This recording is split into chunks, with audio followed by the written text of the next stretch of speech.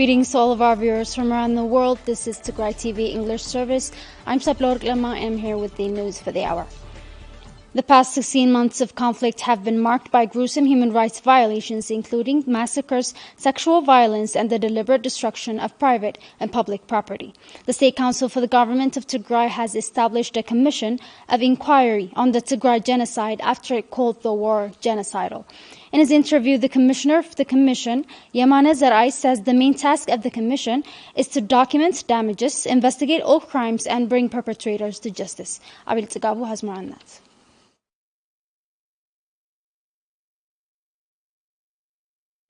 The war on Tigray has been marked by unspeakable atrocities ranging from the arbitrary and mass killings of civilians to the use of sexual violence as a weapon of war, amounting to genocide. The government of Tigray has therefore established a commission to inquire on the gross violations of human rights committed in Tigray.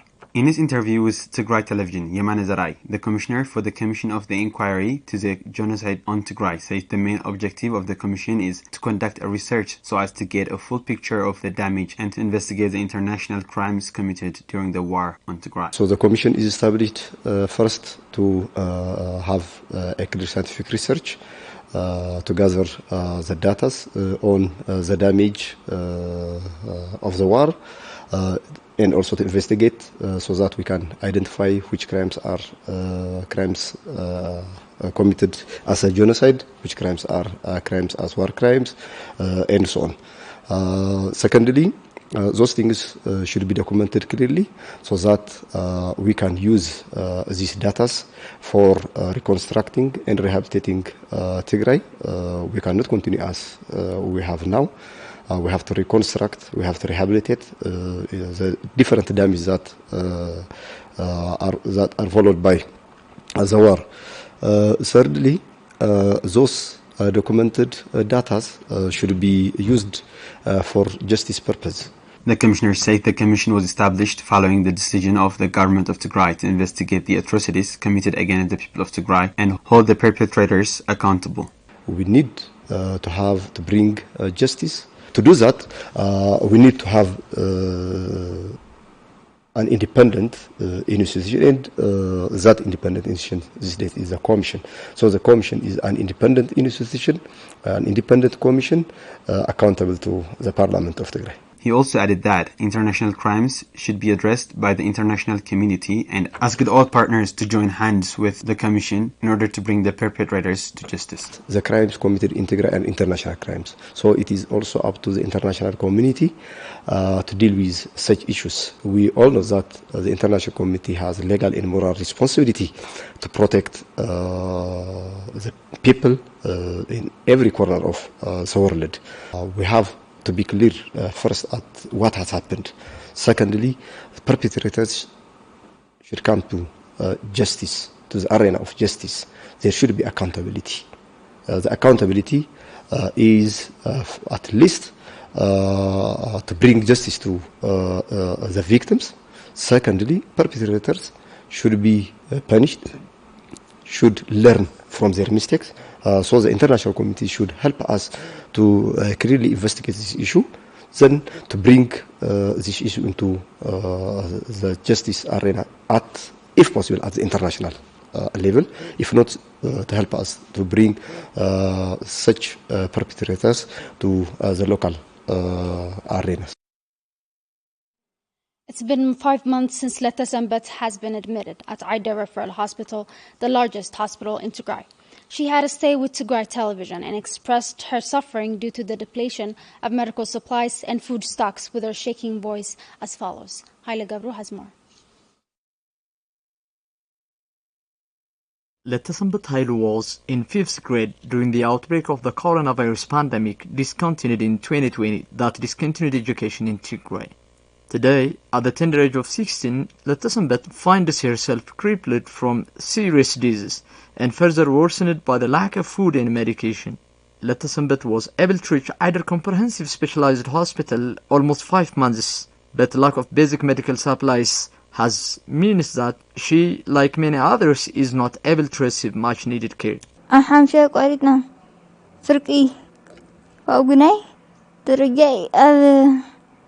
ربعي يلوز نيرة حنا نيرة ممر سو قلنا سي فزيدني سو قادو إرم طانتي على كدنس أداو إرمينو وقاري الإرم رسولو. Priest Hailo Hagos, Letesenbet's father says his daughter was able to receive proper medical treatment due to the destruction of health facilities in their area. Enemy soldiers left nothing behind in our village. They only left behind the rocks. I am sure that they left that behind because they wouldn't carry it with them. The barbarism was unbelievable. They took all our belongings. Priest Hail says he had traveled a long way hoping to get treatment for his daughter, but he was disappointed to learn that doctors here have very little equipment within which they could provide treatment. We have been told that there is no medication. The only thing that's kept us going is hope. Hope that we may someday be able to get medication. It's almost been 5 months and she has not shown any improvement. Dr. Haftahailu, pediatrician at Eider Hospital, says Letesenbet's condition further deteriorated due to lack of proper medical follow-up. She has severe pain. We are not able to get medication to help ease the pain. She is unable to follow up with physiotherapy because her body is in a lot of pain. The all-encompassing Sijon Tigray that has blocked food aid and medical supplies from coming into Tigray has left millions in crisis, which nearly 4 million people, including children and mothers, in dire need of access to medical care. The 8 months-long occupation of Tigray by the allied Ethiopian and Eritrean forces was characterized by looting and the deliberate destruction of health facilities. Our reporters have visited a health center in the district of Agasgada in northwestern zone that has been completely destroyed by these forces. Salome Taghlai. The deliberate destruction of health facilities in Tigray was a key feature of the allied Ethiopian and Eritrean forces during their 8 months of occupation. This, in addition to an 8 months-long siege that has blocked the entry of medical supplies and other essential items, has led to the devastation of a health system built over 40 years of hard work. We visited Adaga Habrat Health Center in the northwestern zone in Tigray that has been completely destroyed. Residents of the district say the destruction of the health center has meant death to several mothers and children in the area.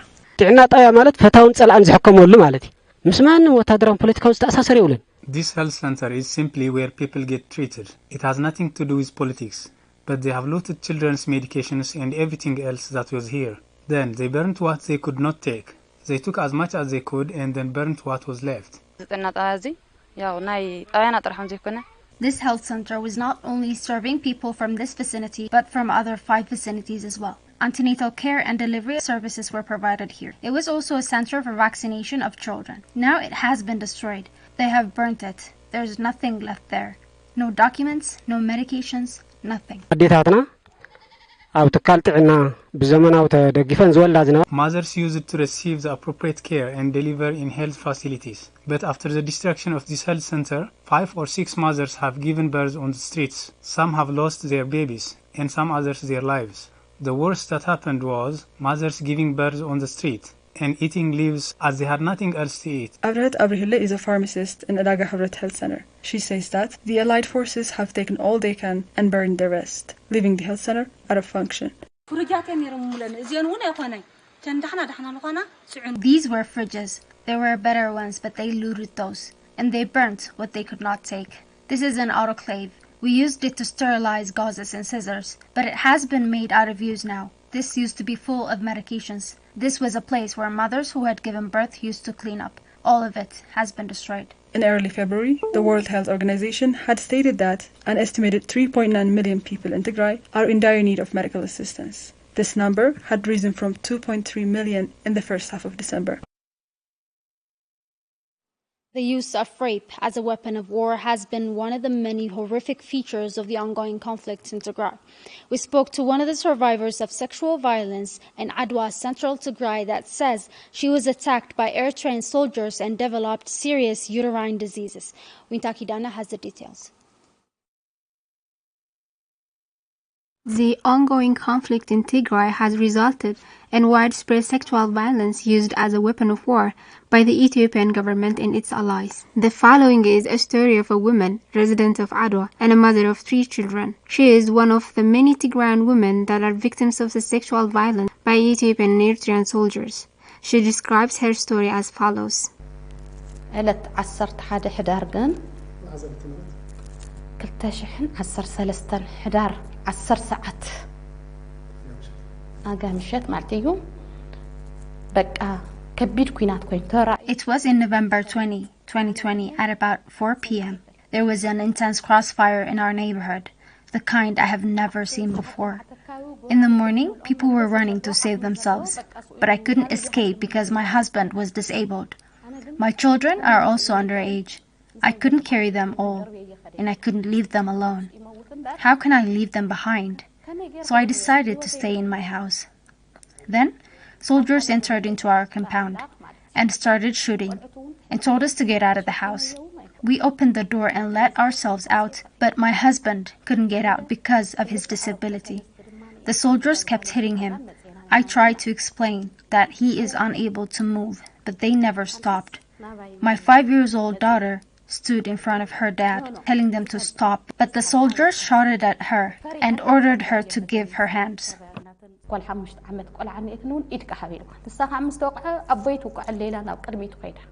She explains the perpetrator's identity and how their action affected her and her family's life. She also said that the perpetrators told her that they were ordered to commit such crimes to Tigrayan women.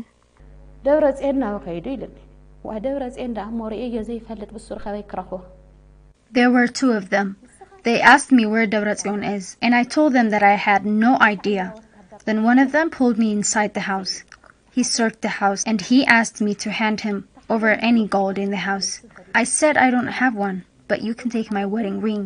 He puts his hand inside my uterus and starts searching for gold.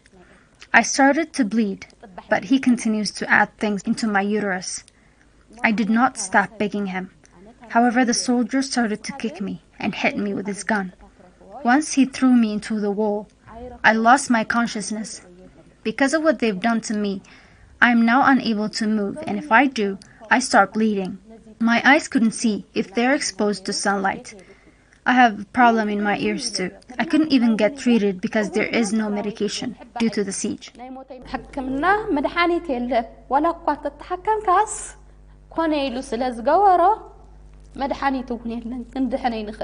The crimes abrupted her life and put her family's life in danger as she was physically and emotionally hurt. The following are her words to the international community.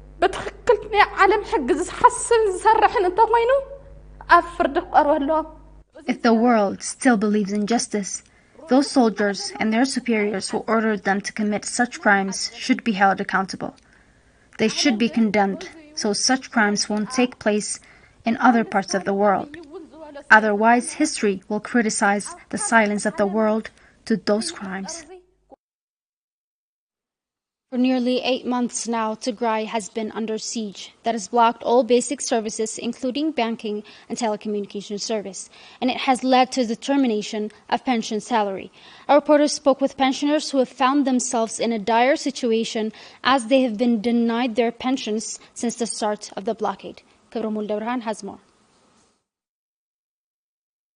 The all-encompassing siege on Tigray that has lasted for over 8 months have had a devastating impact on civil servants across the region. Pensioners who have been working as civil servants couldn't feed themselves and their families as a result of the ongoing siege. They have been also exposed to severe starvation as their salaries have been halted by the Ethiopian government. Gabramariam Gazain, a resident of Maqala, has been working for the Commercial Bank of Ethiopia for 40 years before he retired 4 years ago. Now he is unable to provide for the 9 members of his family. I am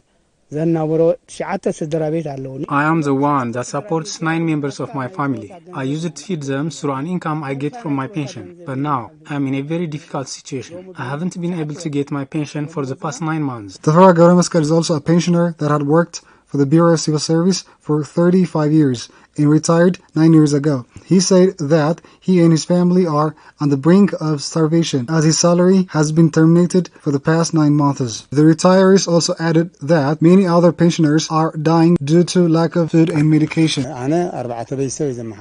I am the only provider to the 4 of my family members. I also support other people other than my family. Basically, 4 members of my family are relying on me. However, now we are in desperate situation. We are at the brink of starvation. There are a number of retirees who are dying because they couldn't afford to pay for their health care bills. Many former colleagues and neighbors of ours who are now pensioners are in dire situation because they haven't got anyone to take care of them. We are alive for now, but if the siege goes on, we won't be able to survive. The pensioners also highlighted that the Ethiopian government is deliberately acting against the laws and regulations of the International Labour Organization, and they called on the international community to take a decisive action to help the pensioners that are suffering due to the termination of their salaries. Internationally, it is unlawful to terminate a pension. If any pensioner has committed a crime, they could be sued for that. But their retirement fund cannot be halted. This is an international law that works for the whole world. It can't be violated by anyone. If a person who has been working for the government got retired, they have the right to get a pension. But the Ethiopian government has violated that. They aren't giving us our pension. I call on the international community to help us put this violation to an end.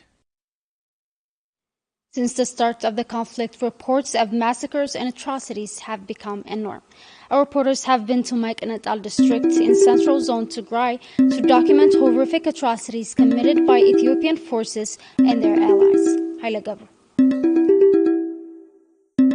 Rahwa Kilkai, who has given false name for security reasons, is a resident of Lakhinai, one among the local vicinities of Maiqanatal district. She was raped by the barbaric Eritrean troops on March 15, 2021. Rahwa couldn't scream out for help while she was being raped for the fact that she had hard of hearing and complications with speaking. Bariha Haila, pseudonym, Rahwa's mother said that she was out of home the whole day at the time her daughter was being raped by the Eritrean troops taking turns. Bariha added that her daughter is in shock and psychologically traumatized. They wore masks and eyeglasses so as not to be identified. My neighbors told me that while one among Eritrean troops was raping her, the other was keeping out. I knew nothing of it until a couple of hours later. I wasn't back from the grain mill I went to. When I came back home and found Rahwa fainted on the ground, she was unable to move. The pain I felt was deep cutting as a mother. It was the saddest day of my life. She now has phobia with new people. She is suffering from post-trauma. Azif Saha is a 1-year-old child who lives in Salam, one of the local vicinities found under the Maiqanatal district in central administrative zone of Tigray. Azif's mother and her grandmother were killed by the artillery bombarded by the Eritrean invader forces. Unfortunately, she was hit and her left arm had to be amputated. Fasaha Gavra Mikhail, Azif's father, said that he has lost his wife, his mother and his niece following the bombardment of the artillery on civilian residents.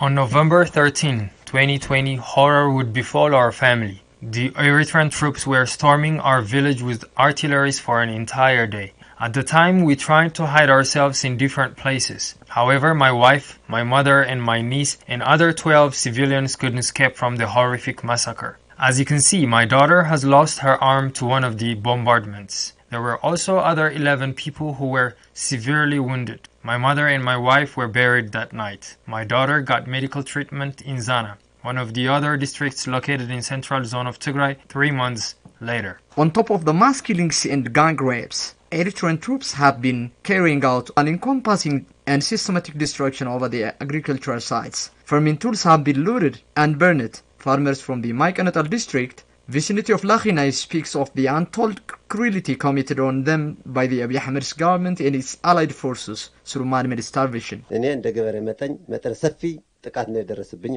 As farmers, what they did to us is unspeakable. We couldn't start harvesting. They burnt our haystacks. All our belongings was turned into ashes by these forces. Not only mine, but also my brother's and my father's possessions as well. What the Eritrean troops did to me is like never seen before. I have never experienced and heard such a thing in my entire life. They looted and burnt everything I have ever worked for. To make things worse, they burnt my house and made it their camp. They left me with nothing. Everything was taken to Eritrea. They took all my belongings. They also used my house as their toilet. Gabra Tekle Haymanot is the administrator of Maikanatal district, who states that over 136 civilians were killed and other 56 innocent civilians were victims of disability at a district level following the unjust war declared on Tigray. He added that families of the victims were prohibited from burying their loved ones for almost a week.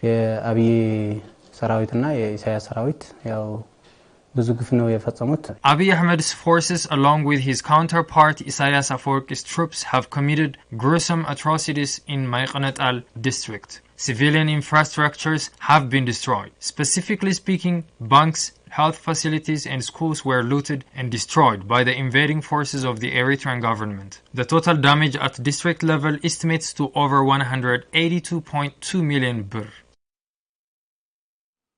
And that wraps up today's English news, and thank you for tuning in. Next up, we have Direct Talk with Yemana Zarai. Do stay tuned.